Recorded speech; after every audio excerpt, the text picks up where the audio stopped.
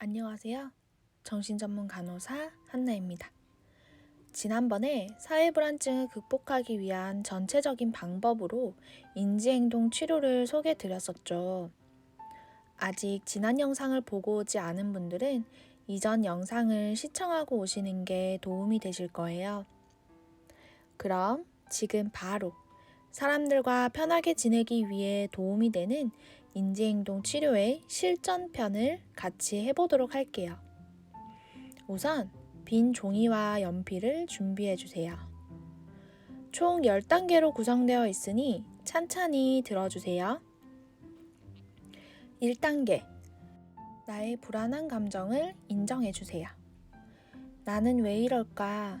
고작 이런 걸로 라며 남들은 괜찮은 것 같은데 나만 이렇게 힘든가 싶고 스스로 자책하거나 원망하는 마음을 가졌을 수 있어요. 하지만 인지행동 치료에 들어가기에 앞서 가장 중요한 것이 스스로의 감정을 인정하는 거예요. 그게 모든 변화의 시작이 되니까요. 자신이 느끼는 감정을 미워하거나 자책하기보다는 그래, 나는 이럴 때 불안해하는 것 같아 라고 얘기해 보세요. 2단계. 불안하게 만드는 상황을 작성해 보세요. 당신은 어떨 때 불안하다고 느끼나요? 사람들 앞에서 의견을 주고받을 때, 새로운 사람을 만날 때, 자기소개를 할 때, 부탁을 거절해야 할 때, 면접을 보러 갔을 때, 다른 사람 앞에서 식사를 하거나 음료수를 마실 때 등등 사람을 대하게 되거나 긴장되는 상황을 떠올려 보세요. 3단계. 불안을 더 증가시키거나 감소시키는 조건을 찾아보세요. 예를 들어 상대가 남자이거나 여자일 때, 다시 볼 사람인지 아닌지에 따라서, 나이가 많은 사람인지 한 사람을 상대하는 상황인지, 여러 사람을 상대해야 하는 상황인지 등등 조건에 따라 같은 상황도 불안함의 정도가 다를 수 있으니까요. 4단계. 앞에 작성한 상황에 불편한 정도를 1점부터 10점까지 점수를 매겨보세요.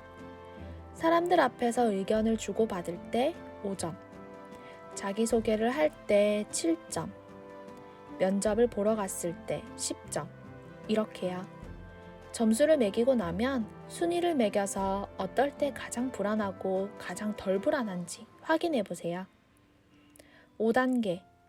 불안했던 과거 기억을 떠올려 보세요.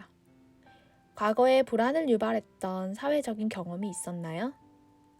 사람들 앞에서 실수를 하거나 창피를 당했던 경험이 있나요? 어릴 때여도 상관없고 최근에 있었던 일도 괜찮아요.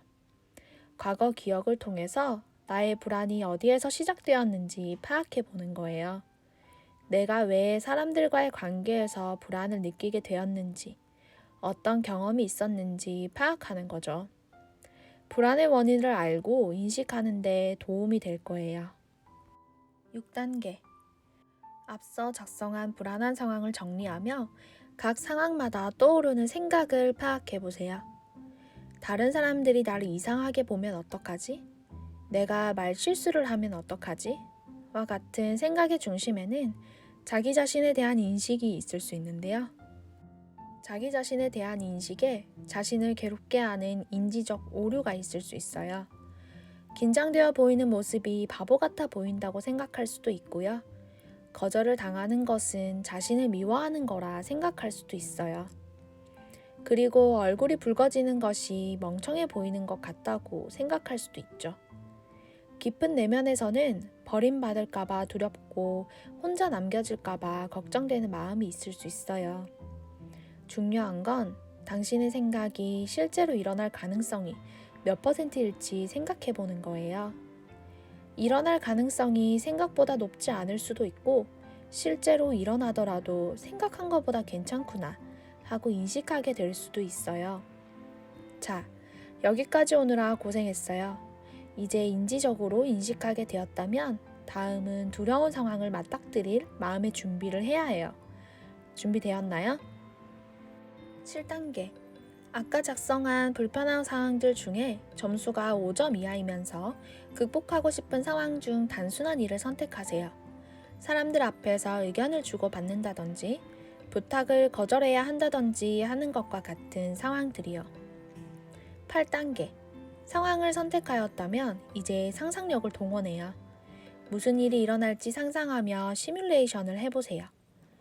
그 상황에 내가 A라고 말하면 상대방이 B라고 할 것이고, 그럼 나는 이렇게 반응하겠지? 하는 거예요. 그리고 그 상황을 상상해 볼 때 떠오르는 생각을 찾아 나의 생각에 반박을 해보는 거예요. 정말 그런 최악의 상황이 일어날까?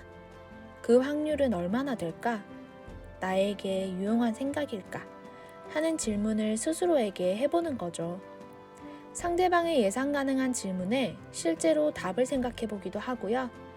꼭 치료자가 아니라도 함께 연습을 해볼 수 있는 상대가 있다면 역할 연기를 해보는 것이 효과적이에요. 9단계. 이제 실행입니다. 언제, 어디서, 어떻게 할 것인지 정확한 계획을 세운 뒤 실행으로 옮겨요. 행동으로 옮긴 뒤에는 불안감이 증가될 수 있으니 심호흡을 통해 긴장을 이완하는 것도 중요해요.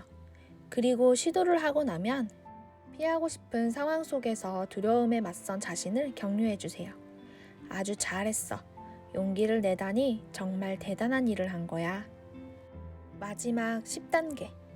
실행을 하고 나면 정리를 해요. 예상했던 상황과 일치하였는지, 당시에 떠올랐던 생각들은 무엇이었으며 목표를 달성하였는지, 어떤 감정을 느꼈는지 말이죠.